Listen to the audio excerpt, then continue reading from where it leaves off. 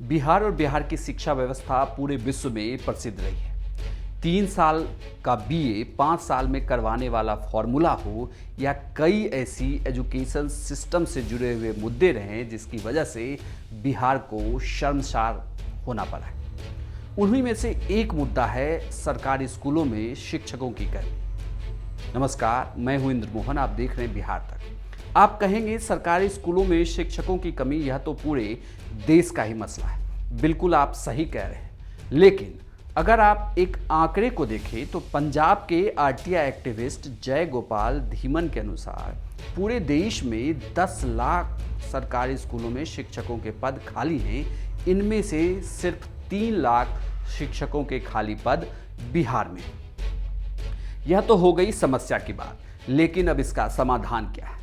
Definitely इसका समाधान यही है कि सरकारी स्कूलों में शिक्षकों की बहाली हो। लेकिन बिहार में 2015 के बाद से शिक्षकों की बहाली हुई ही नहीं है और हर दिन शिक्षक रिटायर भी होते हैं सरकारी स्कूल से, यानी कि हर आए दिन बिहार में शिक्षकों की कमी बढ़ती ही जा रही है।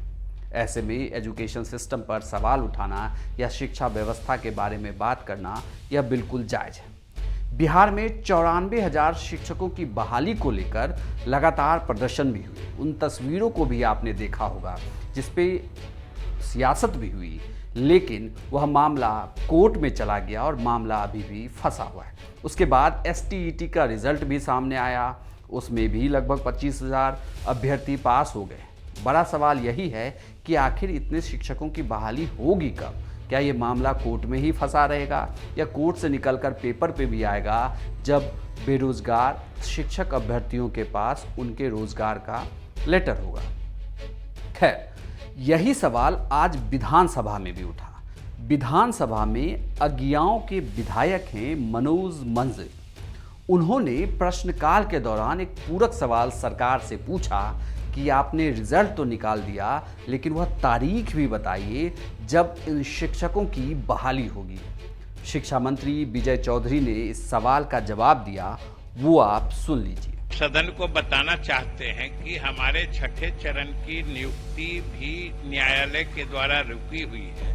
ये 7वें चरण की नियुक्ति हेतु हम लोगों ने एसटीईटी की परीक्षा ली थी, जो प्रश्न था और वो हम लोग के बहुत ही सफल प्रयास पर काफी हम लोगों ने अथक कोशिश की, तब जाके न्यायालय से इजाजत लेके हम लोगों ने रिजल्ट निकाला है। और जो छठे चरण की भी नियुक्ति रुकी हुई है उसमें भी हम लोगों ने सरकार की तरफ से न्यायालय में आईए फाइल करके मेंशन करके स्पेशल मेंशन अपने एजी साहब से करा के वो 5 अप्रैल को लिस्टेड है। हम आशा करते हैं कि वो इजाजत हमें मिल जाती है।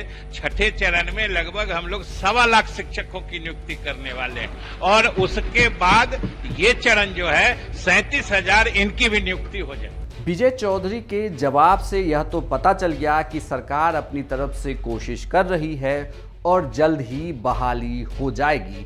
बल्कि विजय चौधरी ने तो यह तक कह दिया कि हम 1.25 लाख शिक्षकों की भर्ती करने जा रहे हैं। खैर, ये अच्छी बात है, लेकिन सवाल वही है, सरकार तो 5 साल पहले भी थी। सरकार 5 साल से कह रही है, हर साल कह रही है कि पद है और बहाली भी होगी, लेकिन वही ढाक के 3 पात रिजल्ट निकलता है। उसके बाद वो अभ्यर्थी फिर आंदोलन करते हैं, मामला कोर्ट में चला जाता है और रोजगार के नाम पर कहें या स्कूल में शिक्षकों की कमी जो है यह मसला बरकरार रहता है। तो अब आप सोचिए कि बिहार में भविष्य आगे कैसे संवरेगा जब स्कूलों में पढ़ाने वाले शिक्षक ही नहीं होंगे। यह जानकारी आपको कैसी लगी हमें कमेंट बॉक्स में लिखकर जरूर बताइएगा।